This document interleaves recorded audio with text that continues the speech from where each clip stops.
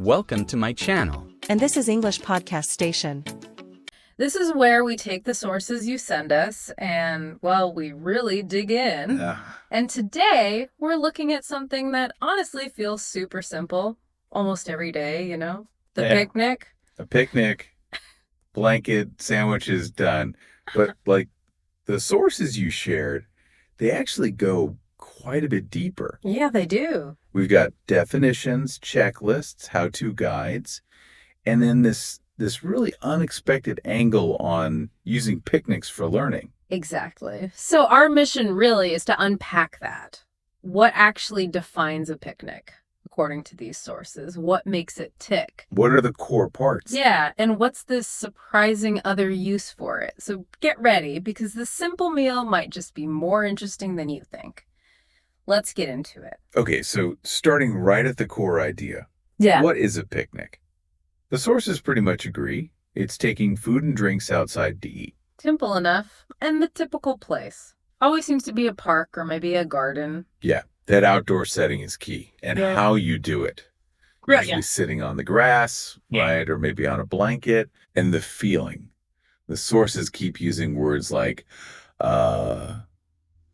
fun, relaxing, simple, casual. Makes sense. Which leads straight to weather, doesn't it? Great for sunny days, the sources say. Definitely. It's all about nice weather. And who's it for? Families, friends, couples. It's pretty social. And they even mention you can bring pets, like taking your dog to the park is specifically noted. Which adds to that sort of relaxed, kind of inclusive feel. Totally. And it's interesting. They don't just call it an outing. Some sources actually use the phrase picnic adventure. Ooh, adventure. That gives it a bit more excitement than just, lunch outside. Right. Frames it as a little journey. So if it's an adventure, even a small one, how do you prepare? The sources actually lay out some steps. Yeah, planning. First up, choose your park. Big parks, small parks. Some have trees, lakes, playgrounds. Lots of options. And a key tip tucked away in there, find some shade if it's sunny. Oh, yeah. Crucial for comfort. Very crucial. And of course, check that the place is clean and safe. That's basic. Foundational, yeah. Safety first. Then the second big planning thing is, naturally, the weather. Gotta check the forecast. Absolutely. Sunny is perfect. Avoid rain, obviously. Mm-hmm. And ideally not scorching hot either. Find that sweet spot. Exactly. Okay, location picked, weather checked. Now for the main event, really. Yeah. What goes in the basket or the bag?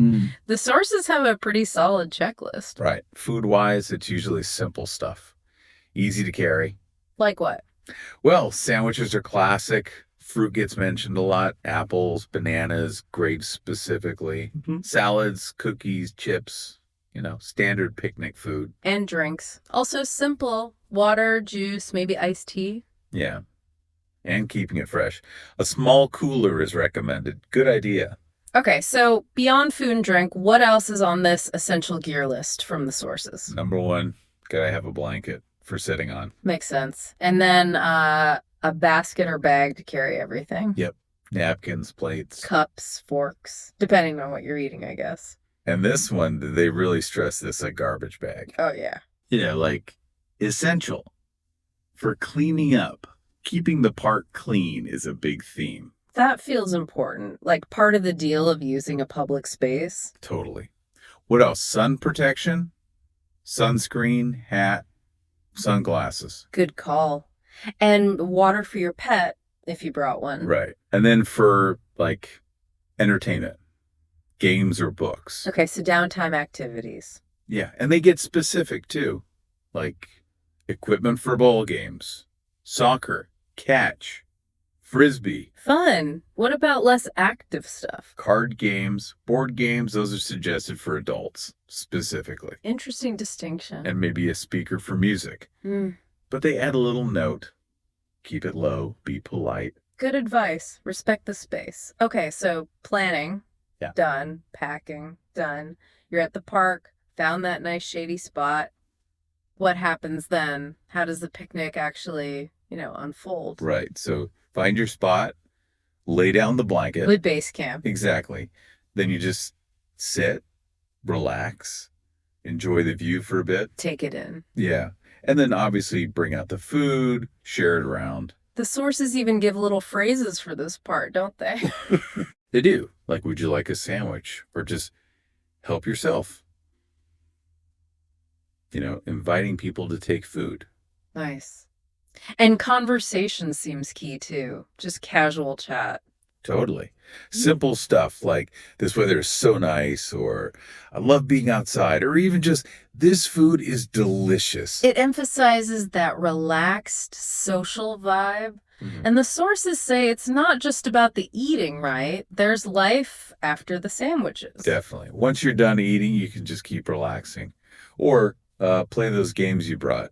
Or read. What games did they mention again? Ball games, frisbee.